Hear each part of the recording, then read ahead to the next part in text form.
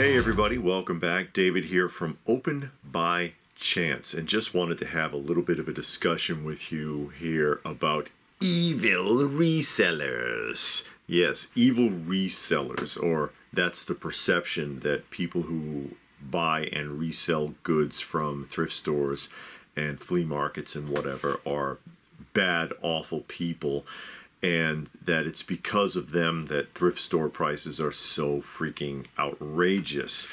And yeah, I'm going to squash that today. I'm going to address that, and this is because of basically the comments that I've seen in some of the shorts that I've done recently in thrift stores showcasing prices that don't make any damn sense at all. It's like, wow, this is way too much for what this is. And people in the comments are like, well, they're forced to do that because of resellers. They have no choice. And I'm glad they do that because that's how you're going to stop those resellers. And I'm like, wow, really? Can you hear yourself? And so I'm going to play devil's advocate. And I'll point out, one, I am not a reseller, not a flipper. Okay. Where I am is our private toy museum. I'm not running around to thrift stores, filling up my cart every morning and putting them in an Amazon store or whatever, okay? So it's just because I know that's going to be the first accusation is, you're a flipper and that's why you're saying these things. No, I'm going to tell you what's really going on, and then I'm going to tell you how I know. So stick around for that. Don't just drop an negative comment because of the title or whatever, and you don't even pay attention. And again, you know, you can believe whatever you want. You can believe whatever you want. It's fine. It doesn't affect me one way or the other, but I did want to address it based off of my understanding and my experience, okay? So this is the thing. And again, the shorts I've shown, the last couple, one was a pair of Timberlands. It was used Timberlands. It had like $90 was the price. It was $89.95 at Savers. And I'm like, that's like what they sell new. That's like a retail price. They had the Fisher Price Little People Sesame Street building, just the building, no accessories, $49.95. And again, the last one, and I said this in the short, the last one that sold on eBay in that condition sold for $10 plus shipping. Where are they getting these prices from? Obviously, they're just looking on eBay and saying, oh, that looks good, and then throwing a price on it. I've seen outrageous things because these stores, despite their, quote, experts that price things, they do not understand condition. You know, toy comic collectors, anybody out there, you know, condition is king, and a slight mark can mean the difference between hundreds and even thousands on certain items. So they don't understand condition. They cannot tell the difference between something that is modern and vintage. They cannot tell the difference between authentic and counterfeit. They have no idea. And I've seen counterfeit things that were uppriced or upcharged. And I've seen mistakes with modern versus vintage. One that comes to mind, and I think I did a short of it like a couple of years back, was a Goodwill where they had, it was a Speak and Spell.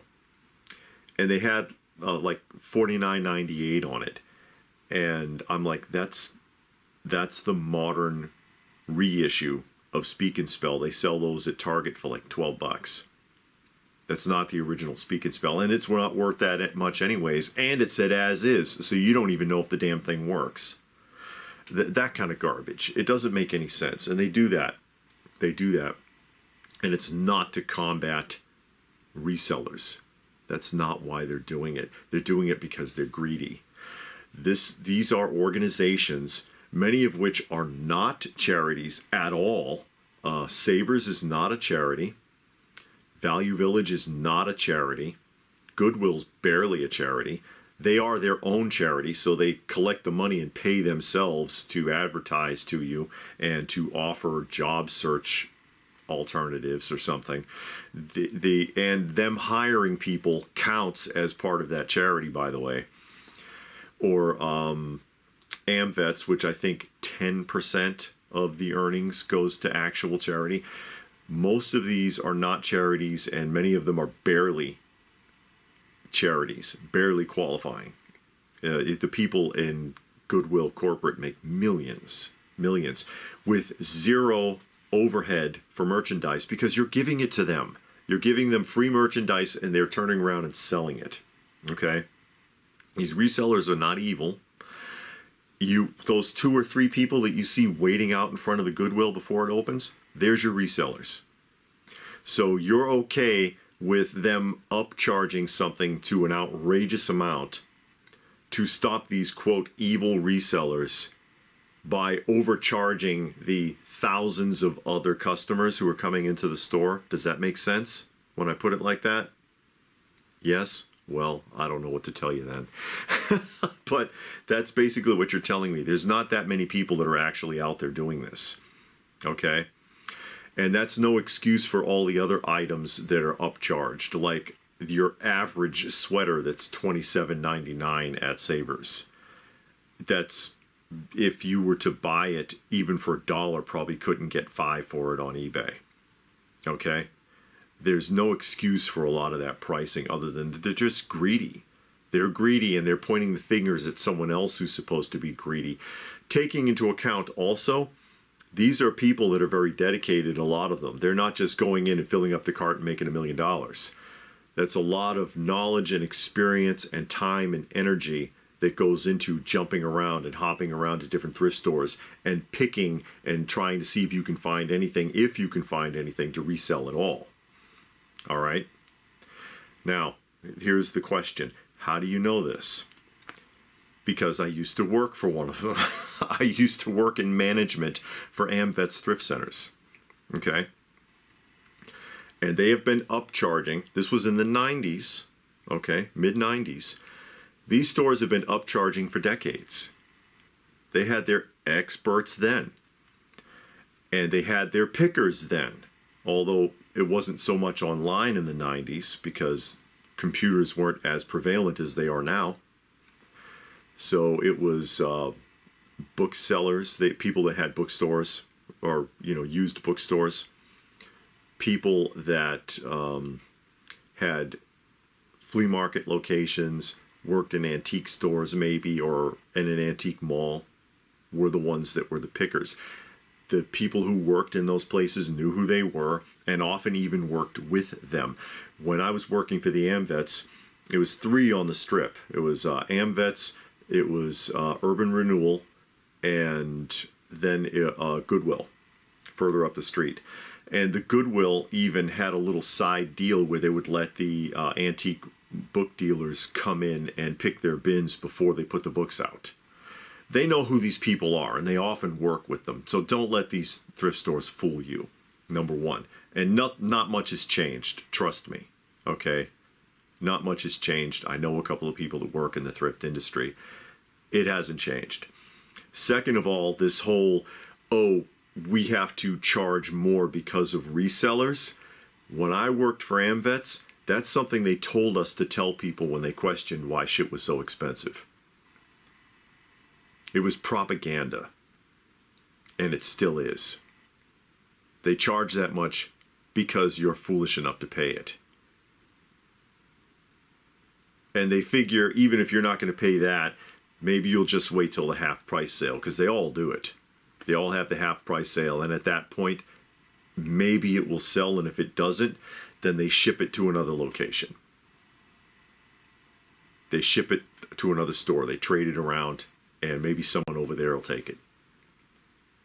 So that whole resellers are the reason why we have to charge a damn fortune is propaganda. They've been upcharging for decades, since the implementing of thrift stores in general. They've been upcharging if they thought they could get away with it. Many of these larger operations like Goodwill, like thrift centers like that, have their own websites where the best stuff is handpicked by management and sent into corporate, and they put it on bids, on open auction. And again, they do it because you're willing to pay it. And I'm shocked at how many people have fallen into the trap of believing that it's because there are people out there that might resell things.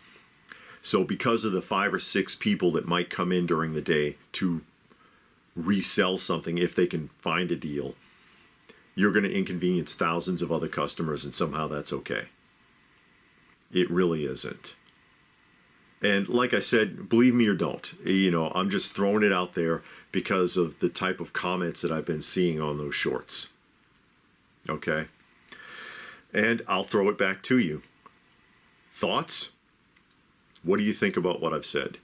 Let me know in the comments section down below. Please do give the video a thumbs up if you got anything out of it. I hope that you did. Hype it if you are so inclined. Share it if you can. Subscribe if you're new, so on and so forth. Check out some of our other content. It's not always so serious here, folks. Actually, this is a dedicated nostalgia channel. Toys, comic books, vintage television, you name it, we love it. So, hey, if that's it, then what more can I say but thanks for watching, and we will see you again soon.